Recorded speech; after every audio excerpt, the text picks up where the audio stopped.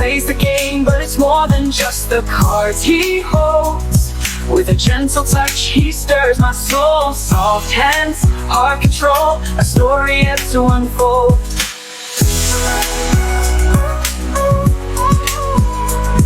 In the quiet of the moment, when the game is at its peak, you feel the heat behind the touch, the strength in what's unique. There's admiration in the fear, desire in the unknown, for a play. What's up, Star Wars Unlimited fans? It's Loopy here, Late Night Gaming, and we are here for the Bossk Blue Masterclass. And I'm joined by two Trandoshan acolytes. First from across the pool, Thork, how you doing, buddy? Hey guys, how's it going? Yep. So you had a little win with Bossk lately? Yep. So what tournament was it? Yeah, so I just won the Birmingham tournament, which was a tournament organized by OP, about 200 players.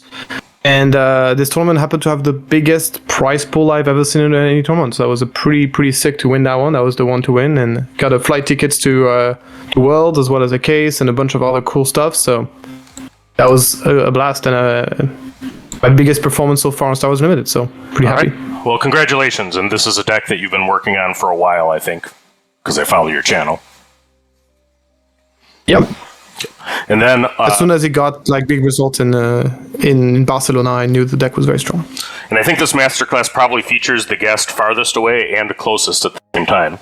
Because, John, we actually played a tournament in Chicago recently. Yeah, yes we did. Case tournament at Pastimes Games. Right, and actually the VODs are being released right now. You were undefeated till, the last round of Swiss? And then then I got manhandled pretty badly. So we'll talk about that and maybe how to prevent it. But let me ask you this as we start: why control? Why do you choose to bring a control deck to a tournament? Just because you want to be that guy? For me, it's like I usually don't bring aggro decks during big tournaments. But other than this, I play pretty much anything, and I did a lot of playtesting with some of the best players in Europe, and I realized that Bossk Blue had a really good matchup into Django and decent matchup against Sabine, and that was a very good place to be. And it was also a deck that was going to beat every single mid-range deck in the field. Also, it was a deck that I don't think a lot of people were expecting, because people usually don't expect control decks so early on in the meta. So all those factors together made Bossk to be a great choice for the tournament, and he also got some great cards from the set 3. So for me, that was all those things together that made me play the deck. Okay, so we'll talk about you. How about you, Griffin? Peer pressure. I was playing Boba 1 green at the end of set 1, and I was, going into set 2, I was trying to build a version of it that included triple dark raid and all the top tier vehicles that came from green. It wasn't really working out, and I lost repeatedly to Iden. And I thought to myself, what would happen if I just built a deck that was nothing but control pieces? Bounces, evacuate, all the good stuff. I put it in the Chicago Discord, and everyone's like, you should play that. And I was like, I don't want to play that. I don't want to be that guy. And then they were like, you should play that. So, all right. And then I started playing it, and it worked out pretty well for a while. And then I saw Shadowed Intentions get previewed for set 3 and went, okay, well, that's not going to work anymore since Iden could only ever kill or bounce things. So I decided to switch over to Bossk, who could actually deal some damage. All right. So, and shout out to the Chicagoland Discord guys. Apparently, they're all masochists if they want, to induce you to bring a control deck to the tournament. But they're certainly regretting it now, I'm sure. Yeah, that's a great community there that I get to too. Wisconsin is not that far away. It's about 2 hours to Pastimes, to me. So we've had the opportunity to cover several things there. So, it is a hard control deck. Would you agree with that? Yeah, absolutely. Okay. And Thork, you've been covering the game since before release. I know that because we played games months before Star Wars Unlimited released together. How did this deck evolve? I mean, Yeah, so basically, it's this deck went completely under the radar before the rest of the game, and the first person that I know of who developed the deck, and just a little bit before release, was a French player called Ithel Aki, sorry, and so what he did was. People have tried hard control decks before, but the key innovation that he brought to the deck was the idea of playing out of aspect Vigilance as a win condition, which is something that I personally didn't try, and I think nobody else has tried in the hard control realm before release. And that's this innovation that makes the deck possible, effectively. So he played this deck in the 222 player tournament in Twickenham in London, which was the first big tournament that happened for Star Wars Unlimited ever. It was a massive tournament, and he did top 10 with that tournament. You remember the top 8 was full of Boba, so if you remember about that tournament. And he was the first ever to bring this and to make a significant result with this tournament to top 10. And then for the rest of Spark of Rebellion, this player has actually done a great results. He did also win one of the days in UK Game Expo. This time he was playing Iden Blue. So the out control that he brought at this tournament was Iden Red. So then after this, another major innovation that happened was at the I think the 4K in Orlando, where Guy Cohen. I think Guy Cohen. Thank you. So, Thank you very much. If you look back, that's actually the very first masterclass that was done. Was Guy and George came and talked about Avenger Vader after winning that tournament. So you can rewind on Late Night Gaming if you want to see both of the two actual individuals that built and then piloted the deck talk about it. But it ate Boba Greek for breakfast. Yeah. So Guy Cohen brought to the table the idea of playing Vader instead of Iden in the same shell, pretty much, just the art control based on red, black, blue. And then later on, we saw other players. We saw, I think, during the 4K in Richmond, a player, I forgot his name, sorry, brought Iden Blue. And then Iden Blue was played, and then Ethel also won with Iden Blue as well for the rest of set 1. So that was basically hard control in set 1, so Iden Blue, Iden Red, and Vader Red, basically. And then in set 2, there was some great cards for yellow. So we saw some hard control yellow decks being played.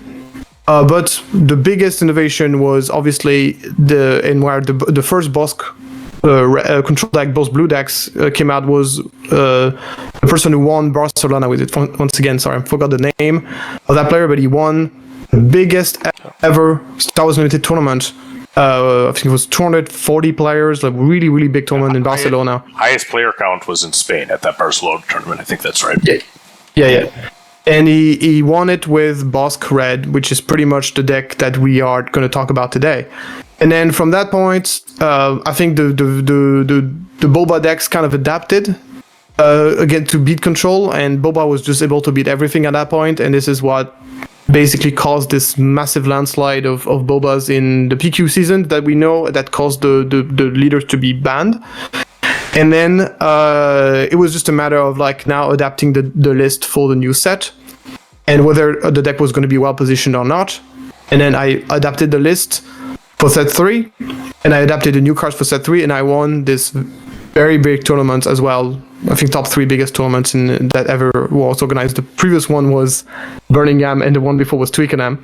No, it was, sorry, the Barcelona and then Twickenham in Toronto and Mark, and then and that's where we are now. We have this list that is basically just the Bossk deck adapted with the new cards from the new set. And I think that's very interesting. It certainly strikes me this deck is more popular in Europe than America. I know that because I was looking for people to teach the Bossk Masterclass, and I actually found the Berlin PQ winner, and it turns out he's on your testing team, Thork. So yeah, yeah. So Beck is a very, very good Bossk Red player. He won a PQ with I think he's the only player who won with Bossk Red during the PQ season, and he's obviously we worked together to build this deck for Birmingham. So what made you? And then, John, what was it that about Bossk that decided to bring it to Chicago? I mean, I suppose you were peer pressured into it and you told the story, but when you're putting this together, I mean, what were you thinking about as far as the matchups and why it would be good? Oh, I mean, I don't tend to think too much about matchups and things of that nature. I just kind of play what I wanted to play. I had an idea, and that was to just build a deck that ran as few units as possible. I've always had a lot of respect for players who, in other games, deck build something that's just completely outside the traditional deck design structure, right? There's this fundamental idea in this game that you're going to play units, you're going to put things on the board, and they're going to fight each other. The deck I built doesn't do that at all. It doesn't engage with a lot of the in-game mechanics. There's a lot of leaders who rely very heavily on there being a board presence to actually do things. Bossk, the deck at least that I've built, doesn't allow them to essentially play the game the way they want to. Even in the mirror, I'm not giving my opponent many options to put bounties onto. Yeah, Bossk only really cares about there being a opponent unit on the other side, right? Yeah, and that's what's really, really exciting about him. All right. Let's talk turkey about the decks.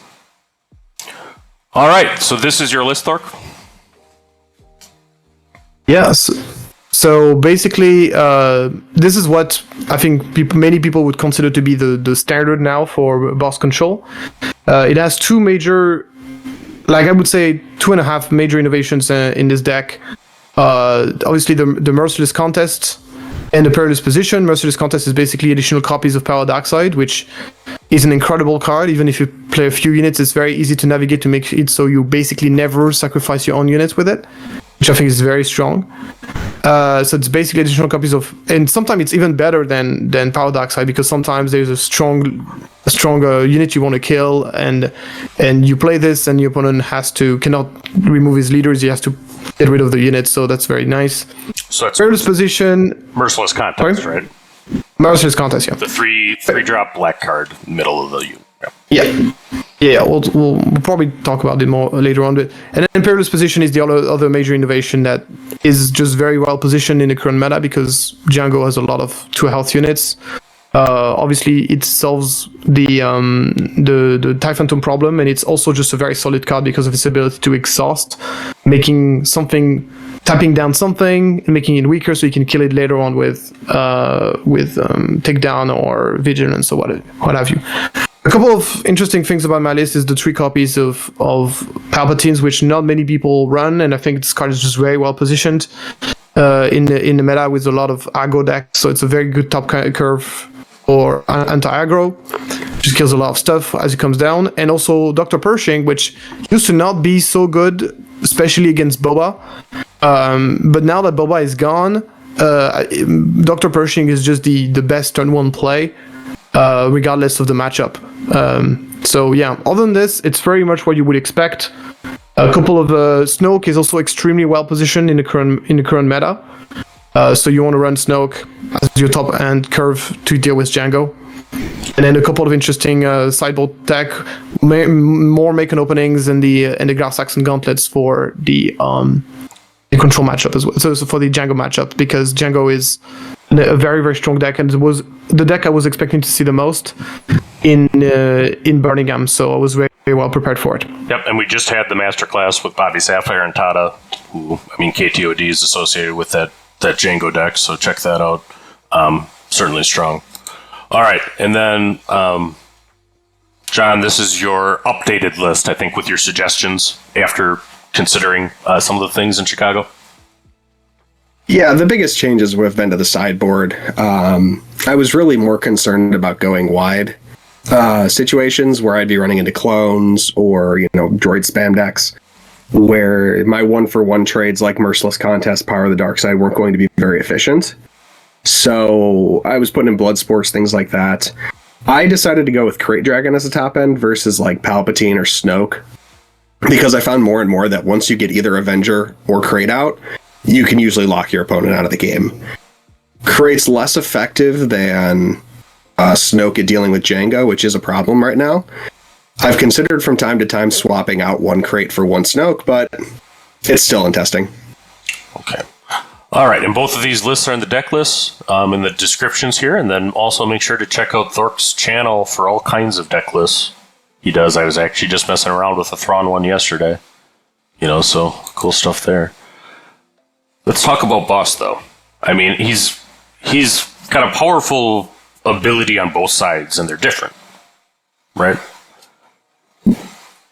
So how often are you using the leader's side ability? What are you trying to accomplish with that before deploy? So the leader's ability is can be useful in many ways. It's so obviously a way so basically whenever you have a bounty in hand, you play this on something that has very low health, and you kill this unit either right away or over 2 turns, sometime over 3 turns. That can be done in some situations, or you can just ping that unit so it actually go below a certain threshold, and then you finish it off with a takedown. So it makes the takedown vigilance better. You can put them under a certain threshold. It's obviously an extremely useful ability, and because that ability exists, it makes it so the 1 health units are a lot more difficult to run for Bossk. And if you are able to get rid of those small units using Bossk ability extremely efficiently, then you can make space to make your Power of the Dark Side and your Merciless contest more powerful, and make sure that those actually kill something large. So that's just extremely, extremely useful. Couple of tricks with that ability. The first one is that you can actually use Bossk ability even if there's no bounty in play, just to pass an action. That's something you can do. So that's, if you want a soft pass, you can use Bossk to do that for free, which is always useful. And another great thing with this, very situational, but it does happen sometimes, is nowadays there's more and more people who run 4-6. 4-6 stat line is very strong in its control because it dodges both Fellow Dragon and Takedown. So you see things like Ruthless Raider, for example, just incredibly annoying to deal with for a boss deck. So what you can do is that you can put a bounty on the Raider, use the ability, give him the +1 attack bonus, which otherwise you very rarely do, and then suddenly you can Fellow Dragon it. Very rare that you get to do this, but that's another cool. It's a masterclass, so I'm giving as many goody details as I can. That's what they come from, and I've had people do that to me. And it's also a play you can do with Entrench, right? You can trench it in fell range. Cool. Yeah. All right. So that's less efficient, though. That's the big thing about Bossk in general is you're not paying anything additional to do that damage. So it's very efficient to kill off units, get the benefit, and then not have to spend a card to actually kill something. Right, and I think that as we get more and more leader options, I mean, there's many leaders in each set. Most of them are not constructed relevant. One theme among the constructed relevant ones is they tend to have abilities that don't cost, either card or thing, and this is a pretty defined one. All right, so talking about the other side, which is the double bounty, that's fairly crucial to piloting the deck well. So why don't you tell me about how you set up a double bounty? We'll start with John on this one. What are you looking to do on the flip turn? Yeah, a lot of times since he's coming out on 5, he's coming out onto a board that's not prepared to handle a 4-6. And I like to entrench him, turn him into a 7-9. So any leader that's coming out the same turn, including Django, if they don't have a way to instantly stun Bossk is going to eat their leader. And if I've got the time to put a bounty on the thing that I'm about to eat with Bossk, double claiming top target or double claiming Death Mark to draw 4 is absolutely massive in terms of opening up your play lines. You're either removing a ton of pressure from your base, which will allow you to buy more time later on, maybe take some riskier plays, or if you're drawing 4, you just have so many choices for how to deal with every problem your opponent's going to present. And that's just huge with Bossk. All right, so between the two, you'd agree that a double bounty is pretty important, Thork? Yeah. So I think John said very well. The double bounty is what puts the most important part of this leader, and this is what makes the difference between this leader over the other hard control leader, is this ability to take an absolute beating in the early stage of the game and gain 12 HP at once, 10 HP at once, something that no other leader in the game can do. And that's, if you're playing against aggro, you're looking for a double redeem on top target on client. If you're looking at a more grindy matchup like the hand decks, any control decks, you are looking for double bounty on the Death Mark, and Death Mark, of course, draw 4 cards against Anakin or against Han is a game-winning play, because you got so many cards that their pillage don't matter anymore, their full throw don't matter anymore. So it's just incredibly impactful, and this is what makes this leader. And as John said, full 6 stat line on 5 is as good as it gets, and when a leader can combine a good leader ability, a good stats, and a good leader ability once deployed, once you have those 3 things together, that you get your hands on a very good leader. And that's why you see him used multiple formats too. I mean, Bossk has a ramp deck that's not terrible. I mean, I don't think it's had the success that Bossk Blue has, but I mean, Bossk EZL is a reasonable red-green deck. I recall, I forget which round it was, but I remember one of the opponents right before they conceded to John, asked him if he had something, and he said, "I have all the things." Held it out there. Yeah, when your hand is 8 cards deep, and they're like, "Do you have this removal?" You're just like, "Probably." All right, so one of the core cards of the deck, and actually what both of you identified almost simultaneously, is one to talk about for art. Super Laser Blast. I mean, this is part of the play pattern you're looking for against a good chunk of the decks in the meta. Everything. It's all about card advantage, and a lot of times with control, not just drawing the cards, but also making sure that your removal is very efficient. If you're spending 2 cards to remove a unit, it's a bad situation for you. Super Laser is almost always the inverse, because a lot of times you're not killing a leader, since most people are running Rivals Fall main board. You're letting that leader either land, or you're entrenching it early so you don't have to take some damage. And then you're wiping it and anything else they put on the board on the 7 resource turn just away, allowing you a total reset where they're going to play out 1 or 2 units, and then you're either going to drop an Avenger or have some other kill spells ready to go the next turn to just keep their board clear. And that's what's huge, is just getting that massive advantage from Super Laser. And are you always doing this on 8? I am. I mean, Thork's got Snoke in the main board, so he's probably got a choice, but I'm always doing it on 8. Blast Thork. Yeah, so Super Laser Blast is, just like in every other card game, needs some sort of board reset, and that's kind of trademark of the control decks across all card games ever. That's why we call it the Wrath effect, comes from Wrath of God from Magic the Gathering. And basically, the characteristic... So yeah, full cost wipe in Magic, yeah. But one of the characteristics of Super Laser Blast is that it costs 8, so it's quite a bit more expensive. That means that it's not necessarily useful in every matchup. For example, notably against aggro. Sometimes, whenever I get to the point of 8 resources, I'm more worried about trying to stay out of range of 4 cards I believe in, rather than just stabilizing the board, because most likely I'll be ahead on the board at that point. But basically, it is extremely necessary for pretty much every other matchup, especially the mid-range matchups. Having this ability to reset the board, just this card does something that no other card in the game can do, and it's an incredibly important card. So, and if you wonder why it's not possible to play Heroism control deck, is simply because there's no Super Laser Blast in Heroism. That's the only reason. Yeah, I tried to make a Bayzine Mel deck work after I had made Iden Mel work. Because like, oh, Bayzine, this will be awesome. And then I tested it like twice and was like, oh, nope, no Super Laser means this is not viable at all. Satine. You need to be able to clear the board. Satine. Well, there's the Christopher 6 card. I mean, you just got to do that. Yeah, sure. Burn your whole board to do it. You need it. Because that's what control decks do. All right. Vigilance. Key card in the deck. So yeah. So basically, Vigilance was the missing piece of the puzzle that basically we'll try to build the control deck before release, and nobody thought that Vigilance could be such a good card out of aspect. And this was kind of the missing piece of the puzzle for this control deck to function. It gives, it's first of all a very flexible card that kills something, heals you, so it's useful against aggro.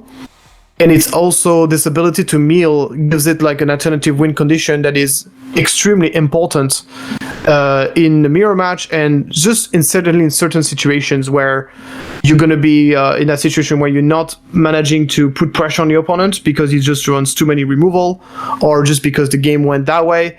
And having this alternative win condition is extremely, extremely useful. I don't think this deck would be able to exist without this card. Or at least it would be very different. And you would have to run a lot more threats. Did you guys have wins by mill in your events? Yeah, about half of my wins have been wins by mill because if somebody's playing like blue, for example, they're running fells, and I only have 4 top-end units. There's a good chance they just fell the things I have, or remove them in some other way. And at that point, I just have to win by mill. The nice thing about Vigilance and Bossk specifically, and I can speak to this coming from Iden control, is Bossk can use all 4 modes. You don't always want to, but there is a time where you're going to shield Bossk. There is a time when you want to mill. There's always a time where you're going to want to heal. And there's usually a time where you're going to want to kill something with 3 or less health. Iden only really ever healed and milled. Shields were really not an option in Iden, usually. Occasionally you could throw it at Chilston, but I've noticed more consistently in Bossk, he can get use out of all 4 of the modes of Vigilance, which when you're paying the little extra for it, very, very worth it. All right. Yeah. Avenger. Did you have something else on Vigilance, Thork? Yeah, but I forgot. I know you're asking me how many meals good game. I actually I don't win on meal as often as John does because I actually have units that can kill pretty quickly. So I think that's one of the major difference between my version and his. So I don't win by meal very often. I win by meal mostly in the control mirror or against soft control and hard control, basically. And as you saw, I won the final on meal. I led the second game at least. So that was and I also would have won if I didn't draw that Great Dragon. I would have also won by meal on the second game of the semifinal as well. But other than this, no. And we'll put links to VODs in the description too. So check it out if you want to see Bossk in action, including that final. All right, let's talk about the big threats. Both of you, I think, run Avenger, or is it just Thork? No, we both do. I mean, Avenger Lock is notorious, right? And it all has to do with that 9 cost. Being able to play at the turn after you Super Laser means that your opponent hasn't had any opportunity to rebuild their board to not remove something valuable with Avenger. So that 1-2 punch is the reason it works. If Avenger was a 10 cost, or funnily enough, even if Super Laser was a 7 cost, I don't know if it would work as well. Okay, and then... But it's just backbreaking for a lot of opponents to get hit, get their board wiped, play out one unit, and then just get Avenger the next turn. And the other great thing about Avenger is the ability to do it again and again and again. It's this sort of inevitability, late game inevitability that control decks need as a win condition. Meal as a win condition is nice, but we're playing a timed event. You have 50 minutes to finish a round. Sometimes you need something that can close games faster than just the meal, even though you're in control of the game. So Avenger does that very well. And it's also one of the other very important thing about Avenger, and for me, one of the major reasons to be running this is to be a counter to Relentless, which is Relentless is one of the best cards against Bossk. Yes. Avenger gives you a great answer to Relentless. So that's, in my opinion, also another major reason to run Avenger. And it's the only way you don't have to pay 2 for 1 to deal with Avenger or to deal with Relentless. Right. And Crate's the other big bomb, that's part of this lock for 9. So yeah, Crate's a little more flexible and a little less flexible at the same time, right? Crate comes out and it can punish your opponent's base, or it can punish their ground units, but it can't punish space. So against like Django Tarkentown, it actually tends not to be super impactful, as they're going to be bringing out a lot of space units that are coming in ready to go, and you can't negate them by having a Crate. But if you're playing a deck that's very wide on the ground, for example, green heroism decks have a tendency to go pretty wide on the ground with their U-Wing plays. Crate locks out those decks. Avenger can't lock out a green heroism deck the same way a Crate can.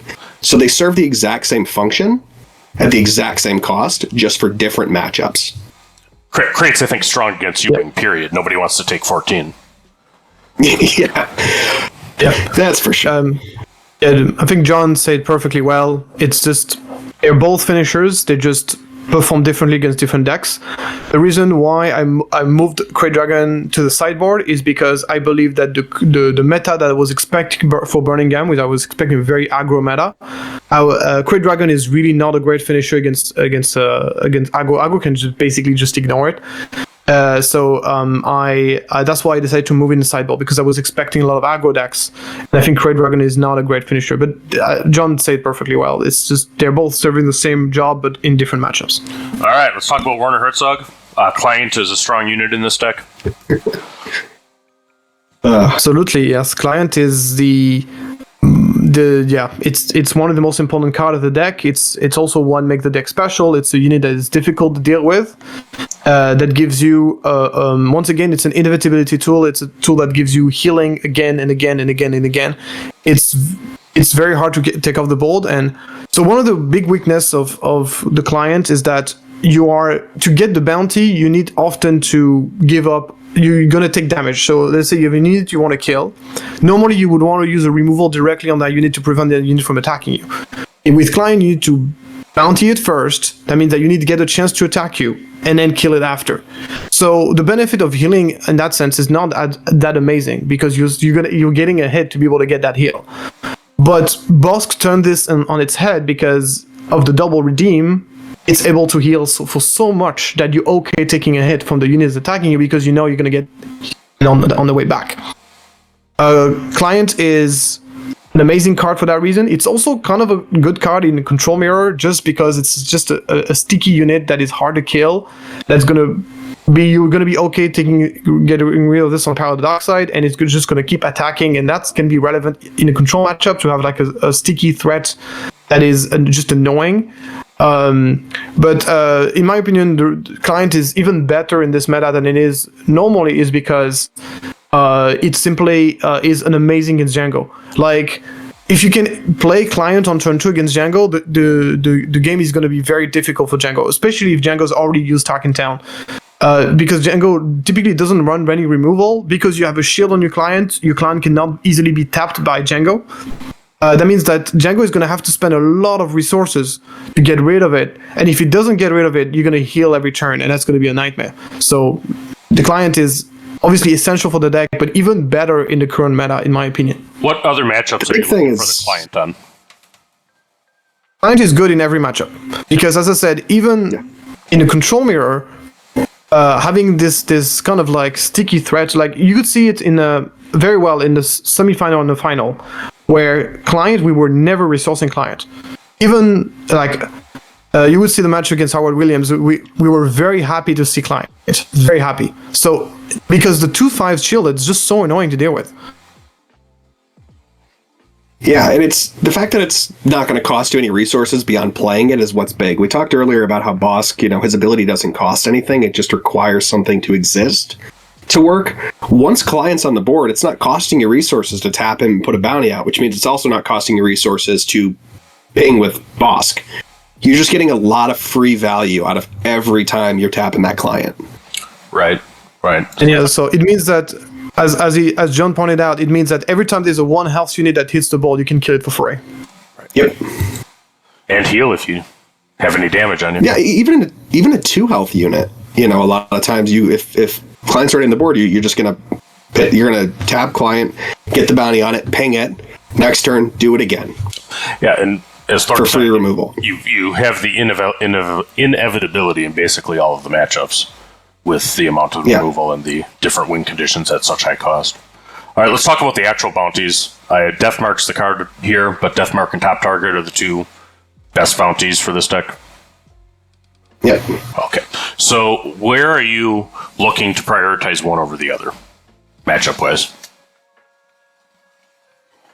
I think you always want to open with Deathmark if you can. I mean, Thork's running Pershing, I'm not, but you don't generally want to open with a top target unless you're planning on sitting there taking damage for a few turns.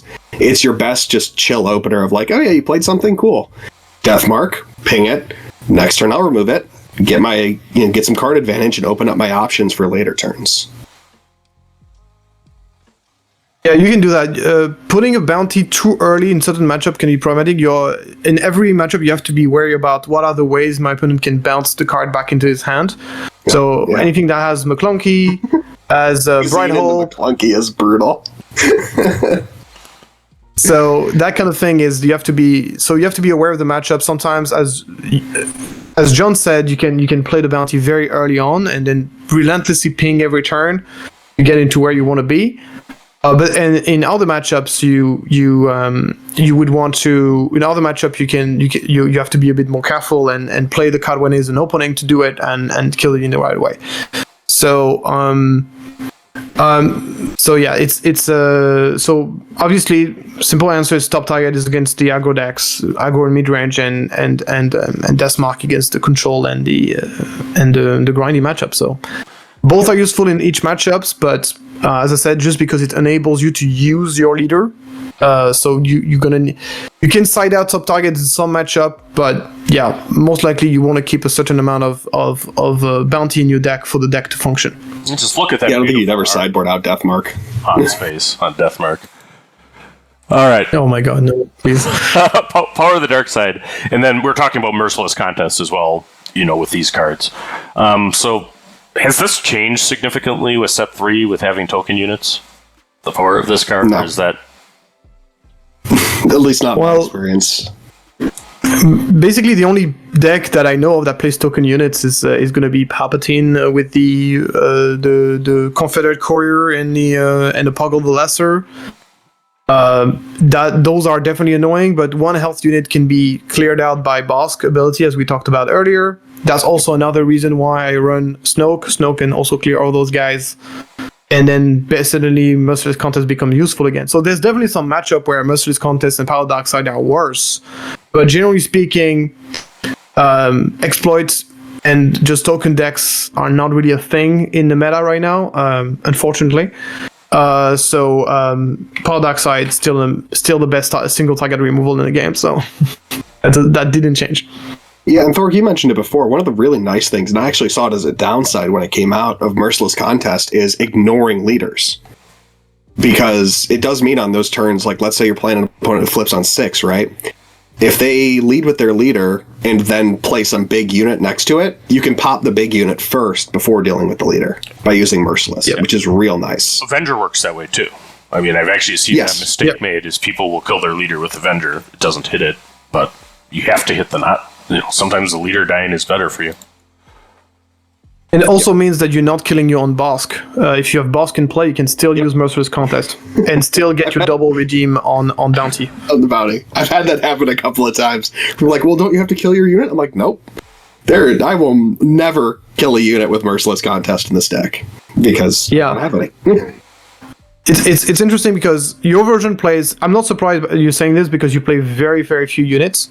But my deck plays quite a bit of units. Plays obviously Pershing, plays Charleston, and even me, I never kill my own units. I don't think this happens even once in the entire tournament. It's just a matter of timing and playing your.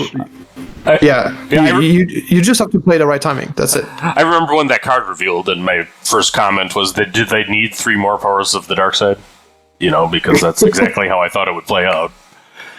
Maybe the devs thought that we're not crazy enough to play them in hard control decks, and they were very, very wrong. All right. So the rest of the removal suite, we have Takedown representing it, but this deck runs all the things: Takedown, Fell, Open Fire, Vanquish. Talk about how you're deciding which removal to use. Are you saving certain kinds against certain decks if you can maybe take care of something with multiple ways? And you want to go? Yeah, I mean, I spend all my time figuring out what I want to kill and how I want to do it. It's always situational, right? If my opponent is tapped out of resources and let's say they played a mediocre unit in an event, maybe they trying to think of what they might have done to, like, let's say that they Spark of Rebellion me to get a super laser out of my hand, and then they played like a 3-drop on 5. I actually might just vanquish the 3-drop to keep my resource, like my cheaper options available. Like if I'm sitting on a power and a merciless, I might just use the vanquish so that the next turn I have 2 removals up and ready. Most of the time, though, you're going to want to use the most appropriate removal for the thing that's played, right? If someone's playing a 5 health, 3-drop unit, you're going to want to take it down. If someone's playing Poe Dameron, you're going to want to fell the dragon on it. You save your vanquishes for when you don't have the efficient option. And right now, you generally don't play Rival's Fall at all. Just because the deck is so tight right now with all the removal options you have, that it's very hard to actually squeeze in Rival's Fall at this point. Yeah, so my removal breakdown is, so I run 3 takedown because I think takedown is very well positioned. I think a lot in terms of metagames and matchups. Takedown is very well positioned in the meta because there's a lot of Sabine. Takedown is historically very strong in Sabine. It's also very strong against the weak matchup. So, for example, Takedown is one of the most important card against Han Yellow, which is one of the bad matchups, which I would expect to see a lot of play. So it get rid of all the things you're afraid of, which is DJ and tech. So Takedown is just very solid. It's even better now with Perilous position. You're able to weaken things, so they are in range of Takedown. So that's very useful. 7 health is not safe against this deck at all. Yeah. Fell the Dragon is important because now there's a lot of 6/6 for 5 in a matchup, and those 6 for 5s are not easy to kill with. You want to be able to. There's a lot of ways, especially with now there's 2 of them. Even You're My Only Hope. There's now even more ways than before to cheat into play very large units. So Takedown is, Fell the Dragon is incredibly good. Then there's a choice of Vanquish versus Fell the Dragon, and this is. Depending on what you can expect, I think that very large leaders don't see a lot of play. I think there's one matchup in which I would prefer to have Fell over Vanquish, which is basically against Anakin. Having ability to one-shot Anakin is very nice in some situations. But I would say that overall... Yeah. Sorry? You're talking about Rival's Fall. Yes. Rival's Fall, sorry. Yeah. So, sorry, I fell to the ground. Rival's Fall. Those are all merged together in my head. I'm sorry. It's incredibly cool that you can create content in your second language, Thork, so don't beat yourself up. That's a conjugation thing. But yeah, so Rival's Fall. I was talking. Rival's Fall versus Vanquish is what I was talking about. Yeah. So Rival's Fall is good against Anakin. That's the main argument in favor of it. Otherwise, I would say Vanquish is a little bit better in the current meta. But I can see both, to be honest. I don't think I have the truth on that. It's really a matter of what you are expecting. If there's a lot of Anakin, maybe Rival's Fall is better. If not, then maybe Vanquish is better. And you never, if you ever get to a Voltron deck on a leader, like turret somewhat, then Rivals falls back into consideration, right? There's no shortage. Yeah, but at that point, you just delay into you entrench cheer it and just super laser him when it comes around. That's your there are other options. You don't need Rivals Fall to deal with leaders. You can Perilous, you can entrenched. There's a lot of solutions in this deck to leaders that don't involve just murdering them. Right, and that can entrenched can still hit Shattered Intentions, right? Yes. Yeah, because it doesn't give the unit an ability; it's on the actual upgrade. All right, let's. And there's also Open Fire. I don't know if you talk about Open Fire, but for me, Open Fire still remains a great removal. That is just very good at killing those cheap stuff very efficiently. I personally play Open Fires. I still think it's a great card. And what matches do you bring in the Force Chokes? Okay, so Force Choke is basically for 2 matchup mostly. It is for the Han 1 yellow and for the Sabine. So against Sabine, obviously, cheap removals that are able to kill almost anything, including Sabine herself, is just very useful because your main concern is to stay alive no matter the cost. So Force Choke is here for that. And Force Choke is great against Han 1 yellow because Han 1 yellow has so many 5 health units. Basically, the entire game plan for Han 1 yellow is to sneak a DJ on you. Is to sneak a DJ and hope the DJ doesn't die so you can pass the next turn and defeat the resource that was stolen by DJ and prevent you from getting up to 8 resources. That's the entire game plan for Han. And obviously having full stock is very important because you need redundancy in this matchup because he's going to play Spark of Rebellion, he's going to play Body Rook, he's going to discard your takedown. So you need to have redundancy to be able to get the removal that you need whenever DJ comes out. All right, Restock, this is part of the mill mirrors. How often are you getting into that situation where you're targeting into Restock? You actually might need it not even in a mill matchup. This deck draws a lot of cards, and if the game goes long, you end up in situations where you're running low on deck. I've had situations where my opponent was not playing blue, and I was down to a point where I was like, oh, it's time to restock, because that's just how long the game went. Restock is there to help you be aggressive with your draw power, and Thork's running more draw than I am, so I would imagine that happens to him just as much as it happens to me. Okay, so actually not really, because once again, my deck plays units that can kill. So I can finish game once I have the advantage. Once I reach it, I can actually finish the game pretty quickly, which does help in large tournaments where you have time limited and to avoid having draws and stuff.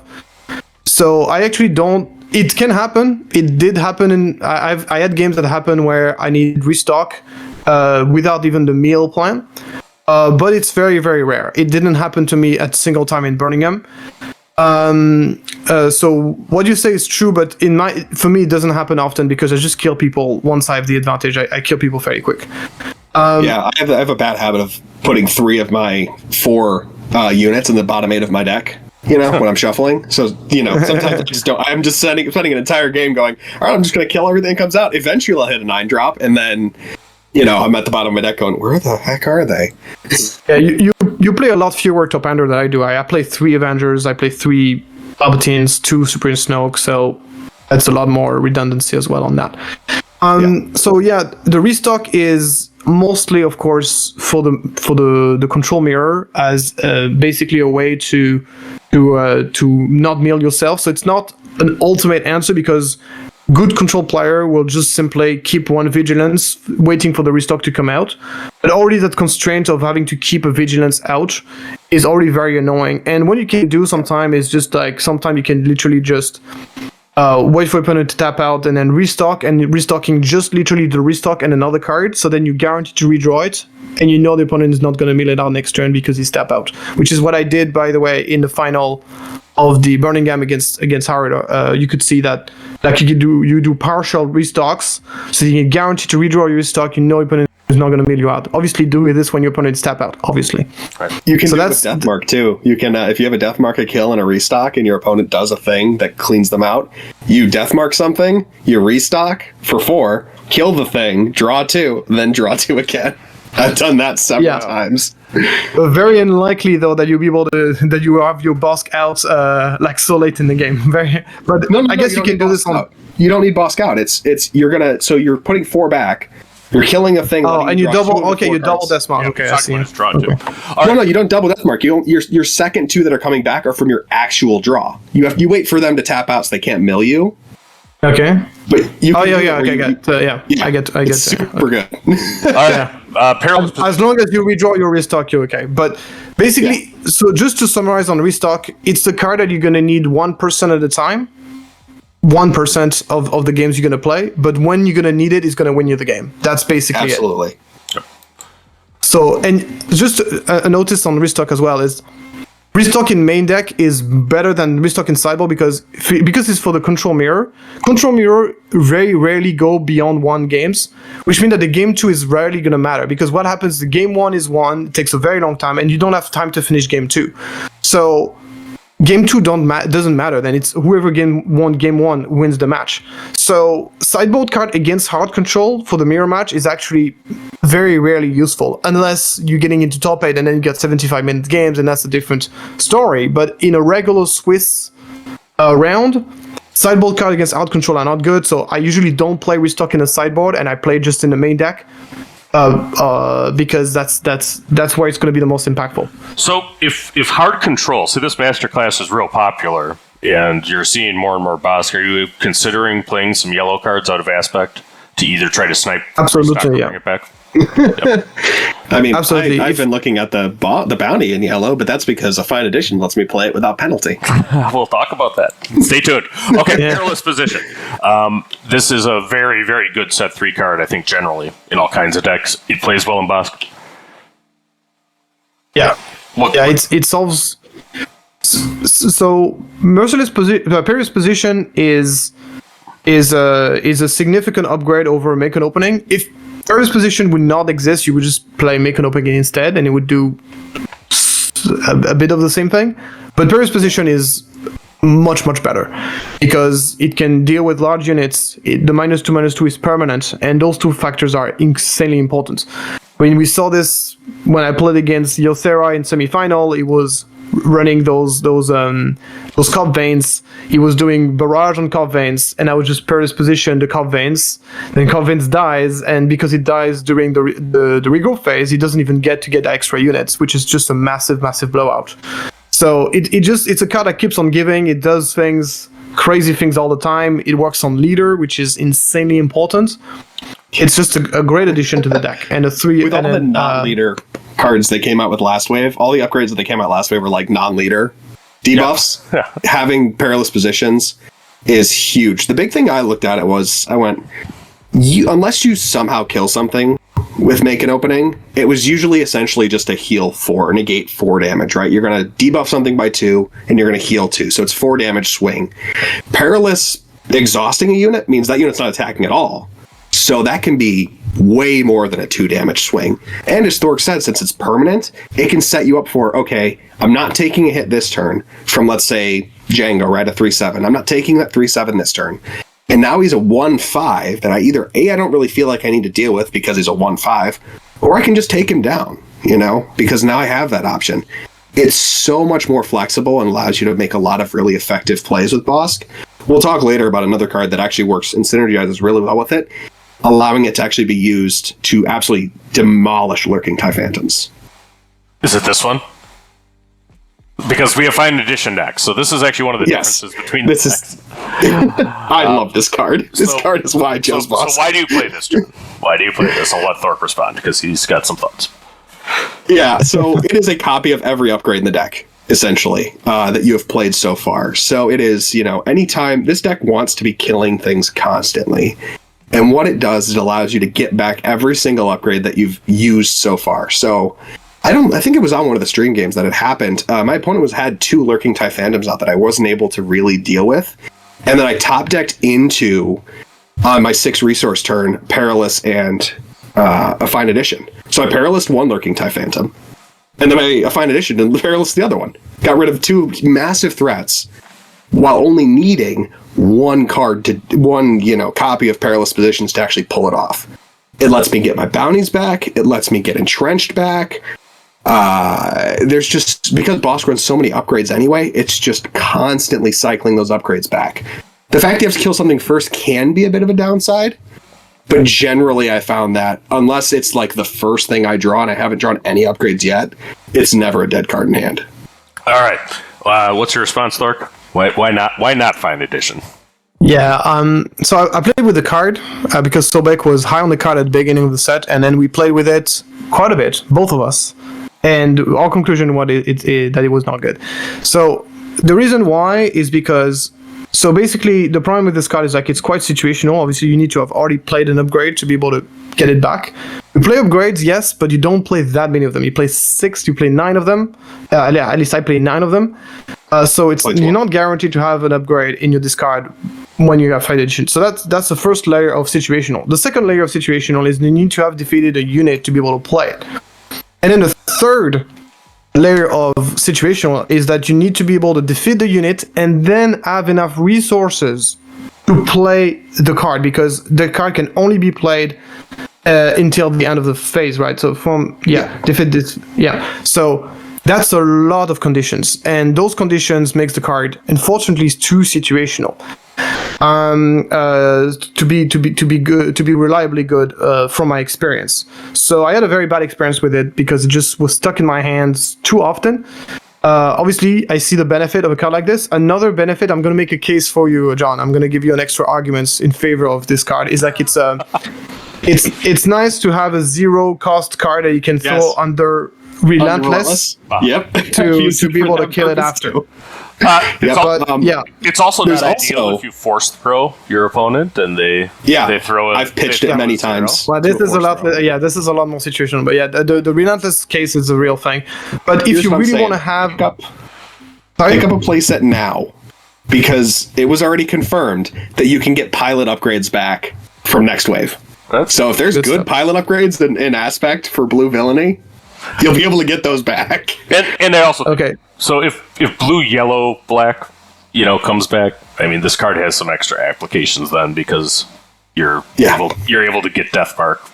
But So just to finish off on this card, so basically, whenever I'm building decks, I often this is my deck building style in general. Is I always aim for consistency over cards that are situational. What my big problem with the fan edition is that the floor of the card is terrible, because the floor of the card is you can't play it at all, and the ceiling for the card, which means that what it does whenever it works is just you get to replay one of your upgrades, which is okay, but for a card that has such a low floor, I would expect the ceiling to be higher. And so the low floor, low ceiling situation makes me dislike the card quite a bit. And I've tested the card, so just so you know, I'm not talking out of my ass. Me and Sobek both tested the card quite a bit. That they wanted with that was the fact that you can ignore aspect penalties is really good. We talked a little bit about it before, but there's an Afro deck that wants to discard its own cards. If you could stock your discard with out of aspect cards with Afra, that card lets you play all of them without penalty, which is really, really good. I think the more upgrades we see, the better a fine edition gets. All right, if you hear us, okay, bro, but we're talking about tech against Afra, man. I mean, we can talk about tech against Era if you want, but we're going. Play Afra in a fine edition to go get your stuff. So can we at least all agree you shouldn't be trying to do it onto General Grievous unit? That's a meme. You also really shouldn't stake it on anything that wants to. I mean, this is true of every upgrade, right? You don't stick any upgrades on Millennium Falcon because they just don't ever stick. Yeah, we always have. He's just gonna bounce. Yeah, the best master class is when we don't all agree. I love it. All right, Snoke. Here's another one we don't agree on that Thork plays and John does. Also, we'll start the other way around. Why Snoke? So if you have a card that wins you instantly, that is literally a win button in the deck in the most powerful deck in the game, you probably want to play that card. This card is. And you're talking about Django, right? Yeah, it's one of the most powerful top ender that you could ever play against Django. This card, if you have a Django in play, you literally can't win anymore unless he has some super crazy shenanigan that he can do to try to kill it. It's just so incredibly powerful. It's a win if you can get to that point. If you can get to 8 and you play a Snoke, you win the game. It's ridiculous. So if you have a card that is literally a win button against some of the most, it's not like Snoke is like a bad card in the other matchup. It's a great card in the other matchup too. But it's just that in the current meta, Snoke is incredibly good. Another thing is so just to understand, the Swoop Racers, which are part of my playtest groups. So SIP, which actually made top 8 in the Birmingham tournament, was running 3 Palpatine in the sideboard, and the only reason he was doing that is because he knows that I was playing Snoke. I was playing 3 Snokes, so that's literally. He had 4 Thork written on the Palpatine cards. Yeah, the sideboard is beat Thork. That was the sideboard. That was the sideboard plan, because they knew the matchup was very bad for them. So they and you know what? It works great. I'm actually allegedly way more scared by. I was very scared to run into. I'm way more scared by SIP version of the deck that I would be against any other Django Red, because I knew he had three Palpatines in sideboard, and I knew this was making a huge difference. So yeah, Snoke is that good. That's interesting, because Snoke's been very good a long time against villain yellow. I mean, I think that's something we knew from Boba decks too. All right, John, why not Snoke? I just haven't had the same results. A lot of times, I've just not, by the time that he comes out, I feel like I need to Super Laser first, and Yeah, it gets rid of lurking Typhanums, and it can somewhat mitigate the effects of some of the other cards. But I was going to say it. he's swinging in for so much damage already. Like, I don't ever feel like I have a breath to put down Snoke and be like, all right, cool, I can stabilize off this. But here's the thing: it's like Super Laser Blast, you Super Laser Blast, and then your opponent just play a bunch of threat afterwards. Snoke, yeah, they play stuff that comes out basically wipe the board. From. And then he cannot play any other threat after that. He has to play only very specific cards, and even if he plays Fire Spray or Raiders, those Raiders are going to be super weak. Yeah, I see where you're coming from, and I'm going to be honest. It's just I haven't played it enough. You've played a lot more than I do. I can tell you right now, and Loopy knows this. I played my boss deck, I think maybe 5 or 6 times before I did the case tournament. I don't have a ton of reps in general with the deck. It's just something I kind of evolved from something I did have reps with. And Snoke wasn't working. And you brought it to a place where not a lot of people were playing it, which is one of the points of the masterclass here too. Because I don't think Bossk did that well in American PQs because I looked at that. Yeah, he struggled a lot into Boba. But yeah, I think Thork, you're probably right. I'm going to be honest. You're probably right, and then I probably should include Snoke in the main board.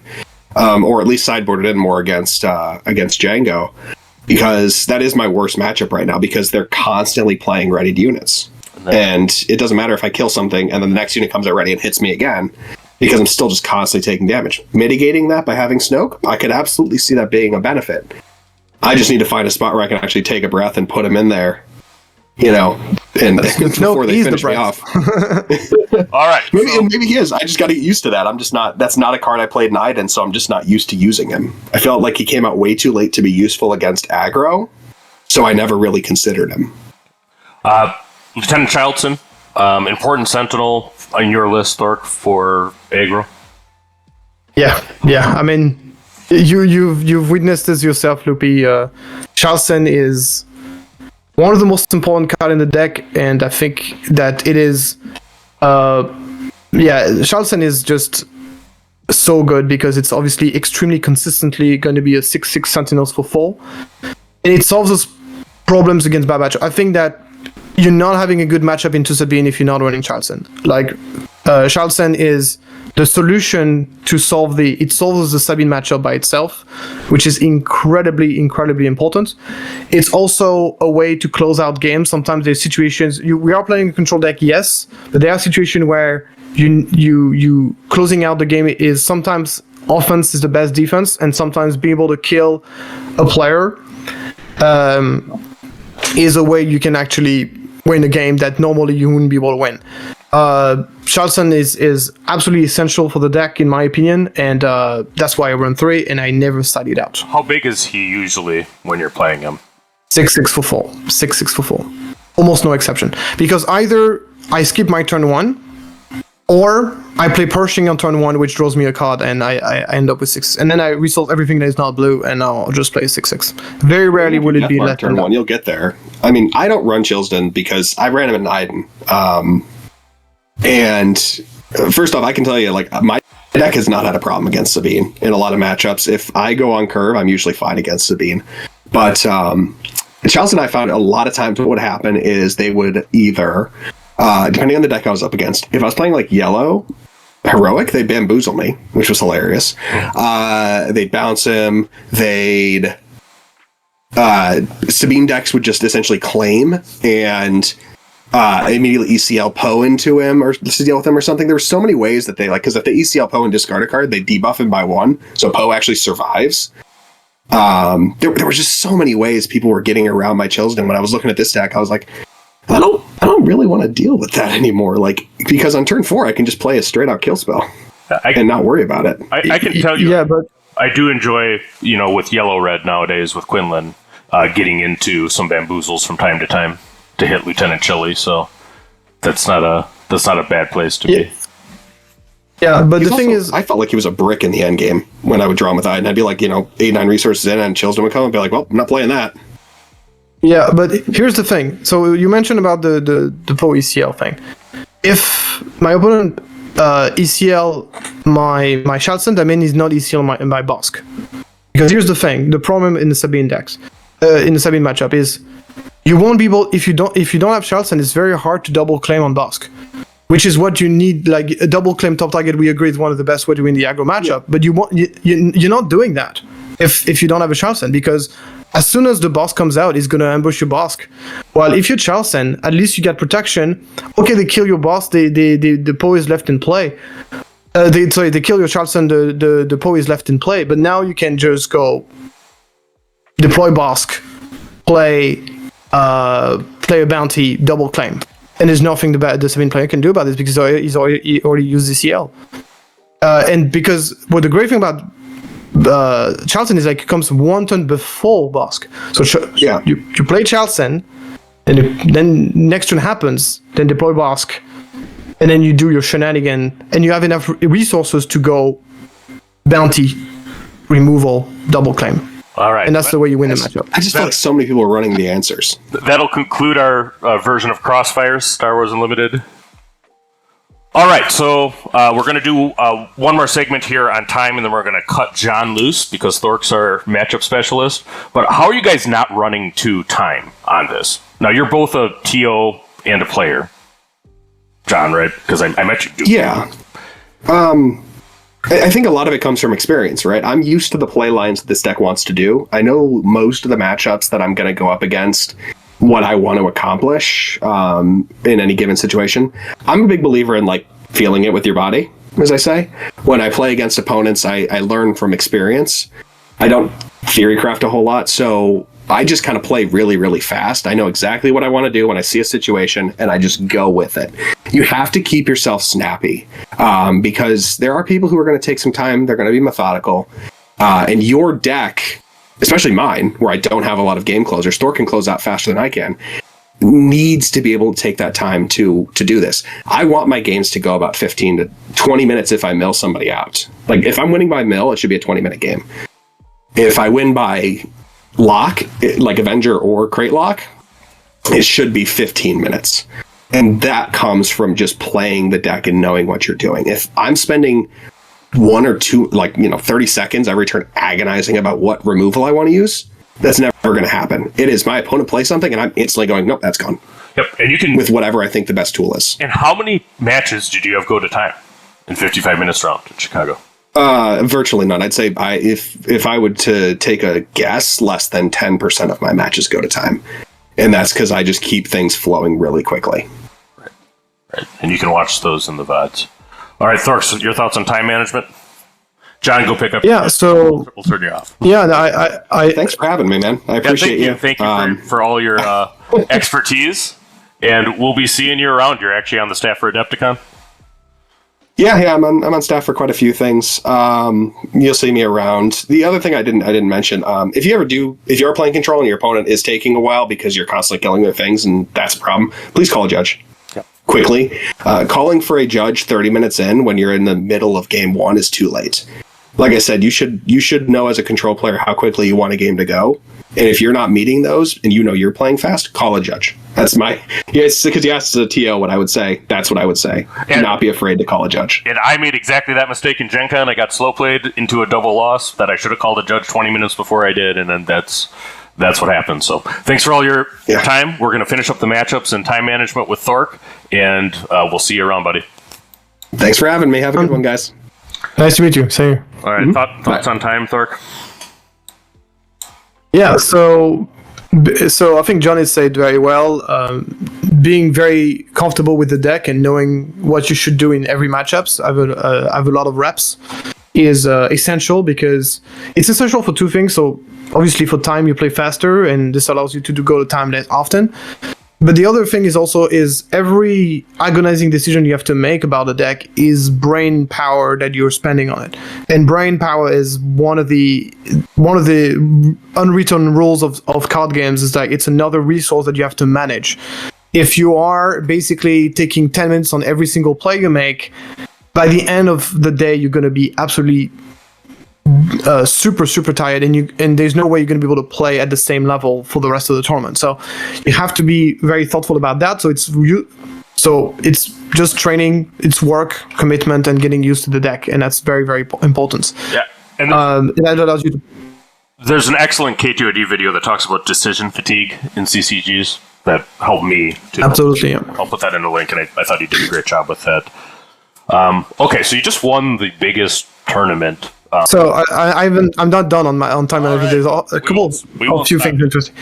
Another thing that is important as well for time management is a lot of people assume that shorter games is detrimental to out control, but in actually a lot of cases, limited time actually benefits you. Because if you're winning 1-0, especially that can happen a lot, because usually people will have their anti-control tech in sideboard. That means that game 2, game 3 is less favorable for you on average. So that means actually matches that finishes in only one game is actually sometimes beneficial for you. And you could see, of course, I benefited from that, for example, in the semifinal in this very bad matchup against Zercera. This time it went to game 3 into this crazy game, whoever has the most health. But obviously this situation benefited me. So it's not because making like time longer would not necessarily benefit control necessarily. Like it's a bit more complicated than that. It really depends on the situation. But basically, manage your time, being able to play faster by just being very comfortable with the deck, and that's just what I would advise. Did you have anybody scoop relatively early, trying to save time and round in your matches? Yes, yes, and I do the same. And I think mid-range needs to definitely think about that. I mean, if you have all your sideboard cards, if that's where your pillages are, and you're going to be improving into Bossk on the next round, don't spend your time like taking 15 minutes to die to an Avenger lock, right? Yeah. I played the tournaments this Sunday. I was playing Thrawn. I was not playing Bossk, but basically I won the first game against Palpatine in a relatively long game, and in game 2 my opponent went double ramp, and I had no pressure. I scooped turn 6. And they were nothing on the board. It was just my Palpatine ramp 2. I knew my chances of winning were below 5%. I scooped and went to game 3. Yeah, and I think that's important. It goes. And it was a great call, I think. And you said this in the middle of your answer, but the first tiebreaker, if you're in the top cut of a competitive rules event in Star Wars Unlimited, is health remaining on base. If it's tie games. That's something that actually a player in the Chicago PQ didn't know, actually, which, you want to know the rules going into it. There is a tiebreaker in Top Cut that can affect it. It doesn't double loss. It will go to health on base, and that is a good thing for Bossk, right? It depends on the matchup. If you're playing in Sabine, no, but unlikely that the game is going to go to that point if you play in Sabine. Those rules are for top cuts, so obviously they are quite rare that they come into play. 75 minutes round is usually enough to finish the round. But I happen to be like the final happened to be extremely grindy matchup that goes just very slowly. No matter, we were not playing particularly slowly, me or my opponents. It's just that the games just went very long and this is what it comes down to, and nobody could. It's one of those very unique situations where nobody could concede really because the game were neck and neck. It was one of those one case out of a million where you happen to be in that situation, and in those situations, it's just like your instinct into knowing if you're prepared for it, that's good for you. But preparing for this kind of situation is not super realistic because obviously those cases are just very, very, very rare. But let's talk about matchups a little bit. First off, what's your game plan into Sabine ECL? Well, into Sabine ECL, the idea is to spend removal early in the game to keep the board clean, stick a Dr. Pershing on turn 1 if I can. Then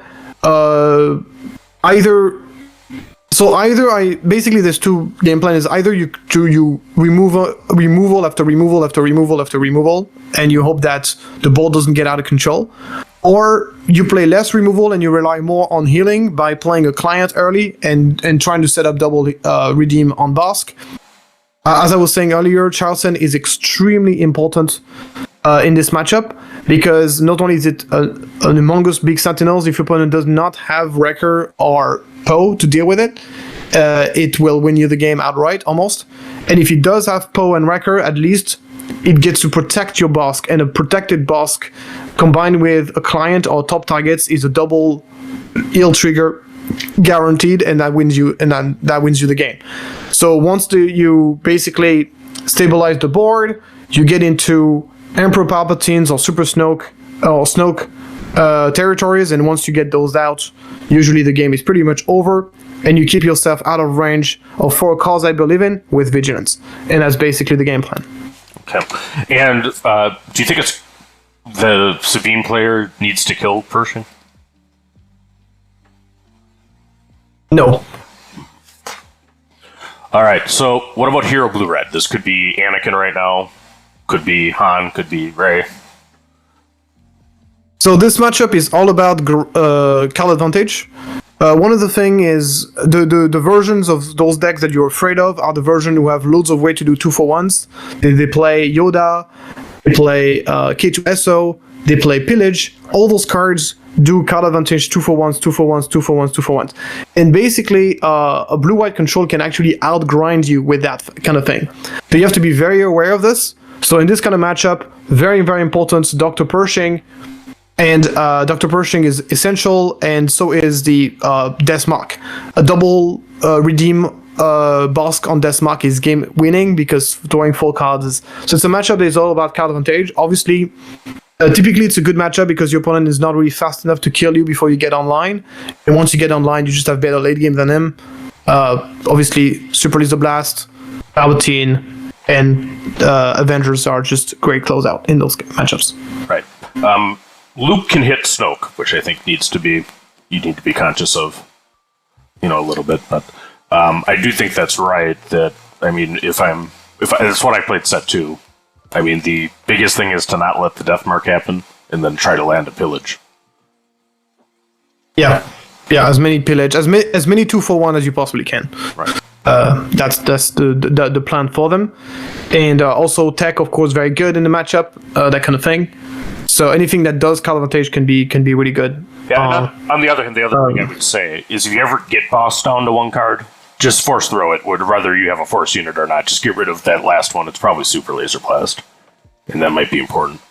Yeah, I mean, force throw is always good whenever your opponent has only 1 card left in hand. And because that deck players they get tied to wanting to do it like you do against midrange. Against Bossk, he's probably never going to have units in the time that it matters. All right, Han Yellow. This is a tougher one, I would think. Yeah, Han Yellow is a tough matchup because he has everything that a hard control hates. He has a lot of selective discard with Spark of Rebellions, Body Rook, Kira. That is very problematic. It has ability to kill you fast if things get out of control with obviously Falcon, Cunning, and that kind of thing. And it has a lot of resiliency with all the smuggle cards. So the thing, typically, Han Yellow is not capable of killing you fast most of the time. It's very rare that Han Yellow gets out of control and kills you and aggro you out. Usually, Han Yellow will win you the game by preventing you from ramping up to 7 using DJ, and by keeping the pressure on and discarding all of your key cards that will solve the problem. So that's usually their game plan. The way you avoid that is by having Takedown or Force Choke at any time ready to be able to get rid of the DJ, so it does not prevent you from ramping up to 7. So that's usually kind of like what we're trying to achieve. So it's a tough matchup, but it's not unwinnable. And obviously, in order for this to be a tough matchup, the Han 1 Yellow needs to know what he's doing, which is surprisingly, there's quite a few Han 1 Yellow who run the deck but don't really know the matchup so well, so they don't make the right calls, the right decisions, and that means that obviously makes the matchup a lot easier. Yeah, but against a Han 1 Yellow that knows what he's doing, it's a very tough matchup. I think Han Yellow is a deck that really benefits from good piloting too. I mean, there's a lot of people that run. Absolutely, it's one of the hardest decks to play for sure. Right. All right, what about Django? I mean, that's been very strong in results, certainly here. And you played against Django at the event? Yeah, which actually I had the only game I lost is against Django, but this was an outlier. The matchup, everything that could possibly go wrong went wrong in that match. So I for my testing, and I play tested against what I consider to be some of the best Django player in Europe, at least. And the matchup is great. And there's a reason why both Beton and SIP were siding in 10 cards against me, because they knew it was a bad matchup. So they threw everything they could to kind of flip the matchup around. It's a great matchup for us because we have great answers against everything they do. Client is an amazing card in this matchup. I said Django doesn't run a lot of removals. Very hard for them to get rid of a client, and the client is going to keep healing over and over again. We got absolutely amazing top enders with Snoke. Palpatine is not bad either. We have answers, especially after sideboard. We have even more answers against Phantom. My specific version has tons of sideboard card that helps a lot. 3 Macon openings. I respect the deck a lot because I think it's very strong. So I have a lot of cards that helps in the matchup to make it even better. Macon opening, Snoke, and also the Gar Saxon Gauntlet. So it's a good matchup, but it's a very strong deck. So you have to take it very seriously, and that's what I did. So I think it's a great matchup. Okay, and another deck that I really wish I would have played against more Django. Yeah. Were the Djangos playing Wolf into you at all? Some of them do, but it's not that good. You better off playing the Tri-Fighters because the Wolf is just a 2 health, so it's so easy to kill. Yeah, we'll get another section of Crossfire.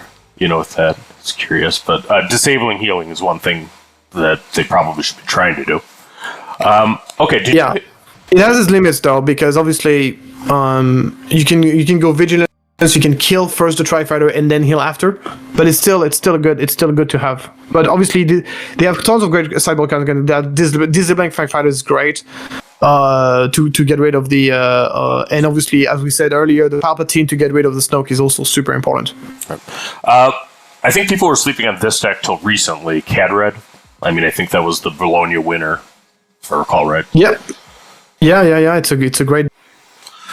All right. What about a deck that people were sleeping on till like last week? But Cadred. Have you had that matchup? Yeah, I mean, people were not really sleeping on it because the deck did great in Birmingham. I was one of the people who thought that it was going to be super strong as Boba. Galani was one of the leaders that benefited the most from the Boba ban, so I was very aware of this being a threat. But I knew that Thork was going to, Boss Control was going to do well into it because it's a mid-range deck that is not really capable of killing boss before he comes online, and when he goes online, it just has a much better late game. Cadred has a couple of plays into Bossk. Obviously, the Bazine, Clunky into Bazine is very strong. It's hard to stick any bounties early on Underworld units because they can be bounced back with McClunky. Bazine is still a great card, and Raider is still annoying. But overall, the deck is just an excellent. It's a very good matchup for Bossk, and unless something very wrong happened, you shouldn't be losing that as Bossk because. Just the deck is pretty slow, and you have better late game by far. Okay. What about Villain Green-Blue? And I think that this deck has probably the most variety of reasonable leaders that you could do because, I mean, people run Pelt, people run Kira, people run Krennic, but, I mean, they all kind of work the same way. It's a kind of soft control ramp deck. Yeah, so in this case, basically, the way that works is that it kind of plays the same as the Mirror.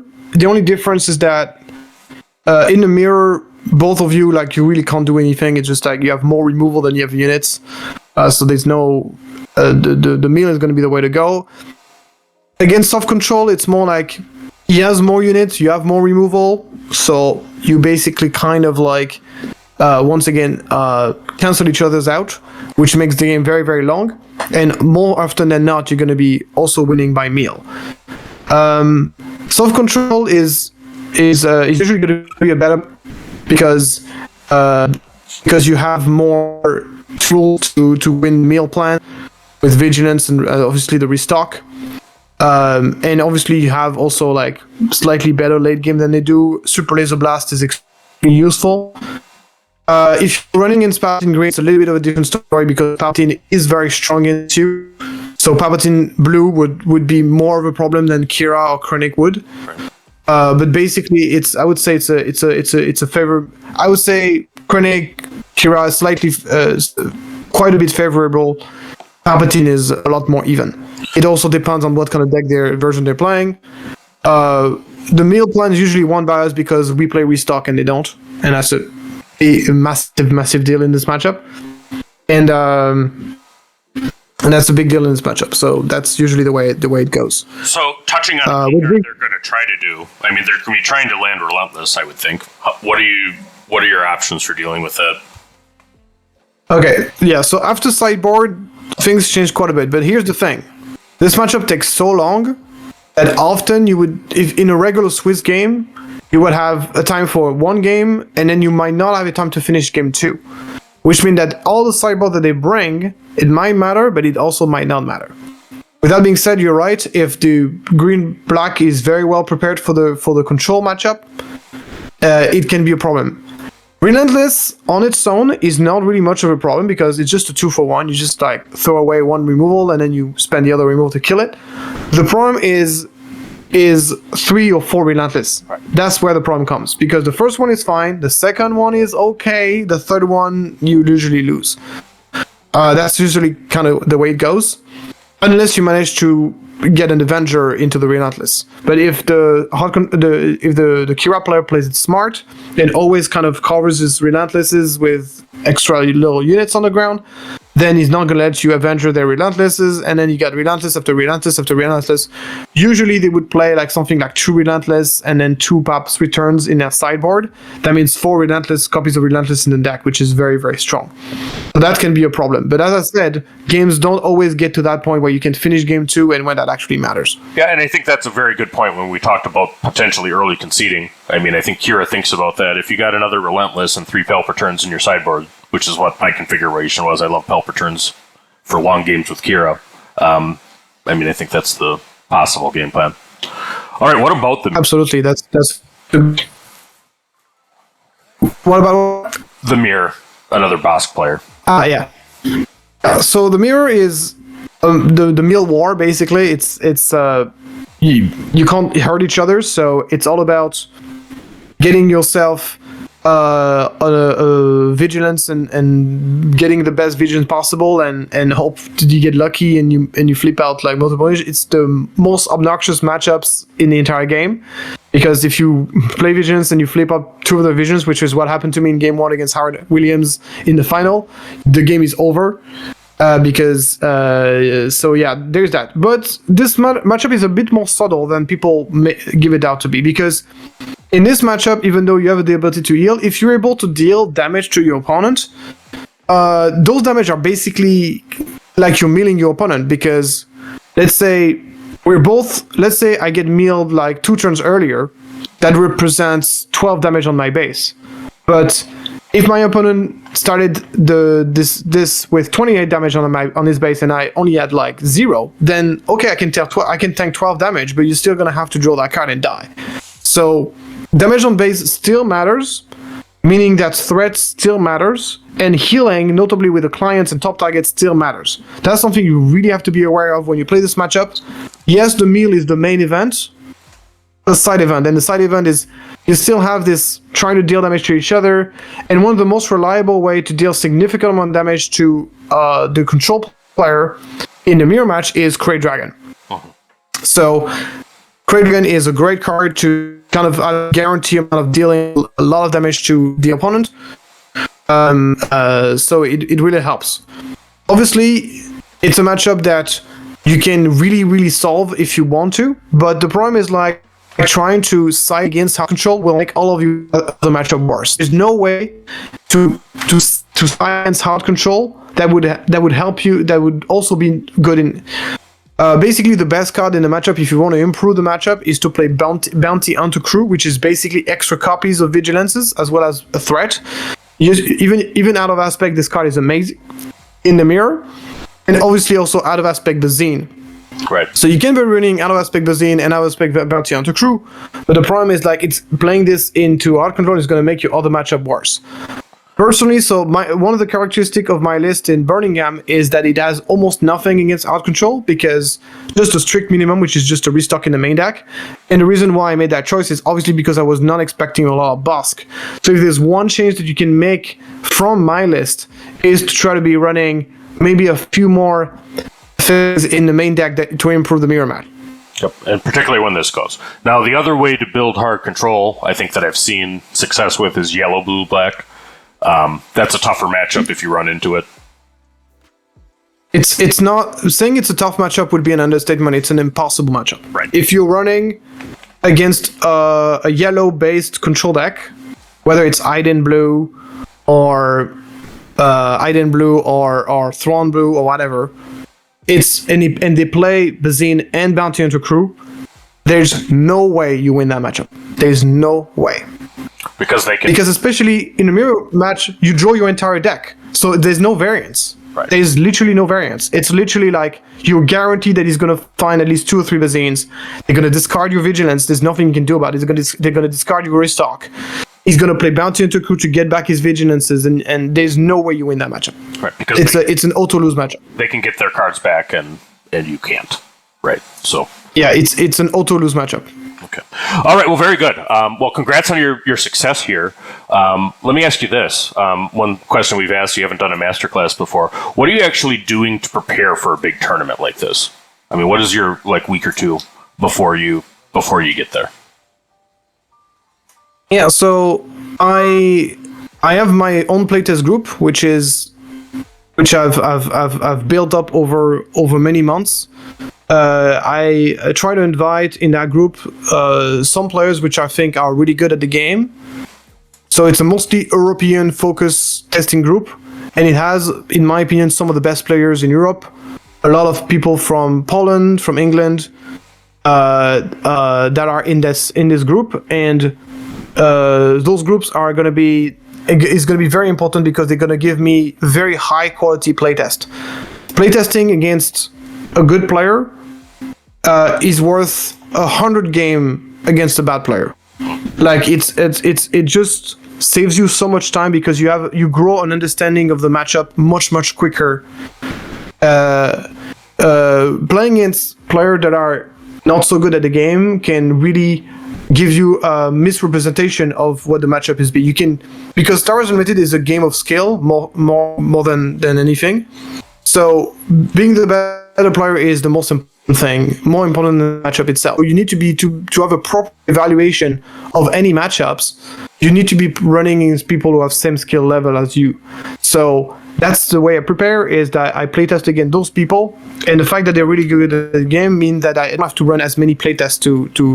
So usually I would run maybe play about 1 or 2 hours, about 2 hours every day or every other day, 2 weeks before the tournament. And at the beginning, I would be focusing on trying to find the deck. And once I found the deck, I would be focusing on refining the deck and getting used to playing the deck in the meta, and so I can play very fluidly on the day of the event. That's the way I prepare. And I think that's something that basically everybody has said, is find a community. I mean, there's many out there. I mean, we have Discords for Late Night, Bothan Network in America. You have your playtest group. And then if somebody's actually interested in hanging with you guys, what do they do? It's not an open group. We invite people over, we would invite you if you want to, basically. Okay. That's the reason why we're doing this, is because obviously it gives us control over the quality of the players that come in, because that's the key of the thing. Because if I want to find games quickly, I can go on Carabast and I'll find the game quickly. The characteristic of the group that we have is the quality of the players. That means that you're gonna have no matter, and also the knowledge and sharing the knowledge and stuff. That's also very important. All right. But to be fair, I have to say that all the stuff that I do on this group is benefiting my YouTube channel, because everything I learned from this group, I share it on my YouTube. I don't hold any information. I would say what I'm playing 1 week before I go to a tournament, but once the tournament has happened, I will show what the deck was. I will show everything. I will not. At the same time, I have this private group, but in the meantime, I'm extremely prone to share my knowledge and sharing what I know and making sure everybody can benefit from my experience in the game. And I've shown this through my YouTube, and I'm showing it right now with you guys in this masterclass, and I'm giving you everything I know about the deck. I'm not holding back anything. Yep. And I appreciate that, and I can speak that. I love watching your videos when they come out, particularly when it's a deep dive of it. So, and I appreciate all your work you do for the Star Wars Unlimited community over on the other side of the pond. And I'm sad you're not going to be coming to Galactics this year, but you have a real good reason. You know. Yeah, unfortunately, yeah. I have my wife is pregnant and my baby is due for July, so that's just so I'm not gonna go to the Galactic Championship, even though I have a free tickets to Vegas. That was kind of my main excuse of not going. Is like, oh no, it's gonna cost me loads. But now I don't even have that excuse, but I have another better excuse. Well, family. So unfortunately, you want me. Family first. But you can be sure that I will have a mark on the event regardless, because you can be sure that the guys from our group that will attend the Galactic Championship will be trained by me. So all right. I will have an impact on the event regardless. So the Trandoshan army is coming, and then, in another 16 years, you'll probably have a little Thork, hard control player, coming up in your household too, because it's a family. Yeah, I mean, I am actually more of a mid-range player. I mean, it's funny because back in the days before release, I was known for being the Vader player. I don't know if you remember that, Loopy. I did. The Vader player. I credited you on my very first video about Vader. I did. If you go way back and look up Vader for and then I was known as the Han player, the Han Green player, early into release. I'm obviously still my favorite deck, by the way. And now I'm known for being a boss player, but I play everything. That's the thing. I just and I bring what is strong, what I think is powerful. Well, all right. Well, thank you very much for sharing your knowledge with everybody out there. This has been an excellent content, and I learned a lot about hard control. Any final thoughts for somebody that's looking at this deck and to do real well? Yeah, so I mean, between this video and the video I made on my channel when I did two videos about Bossk Blue, one that is a bit more basic and one is very, very advanced. Between those three videos, you will be very well prepared for playing the Bossk. So so I advise you to check those out and then get a lot of reps with the deck to get comfortable, and so you can play fast during the event and not run into time issues. All right. So yeah. Well, thank you, Thork. We'll catch you on the other side. Au revoir. Thank you so much. Bye bye.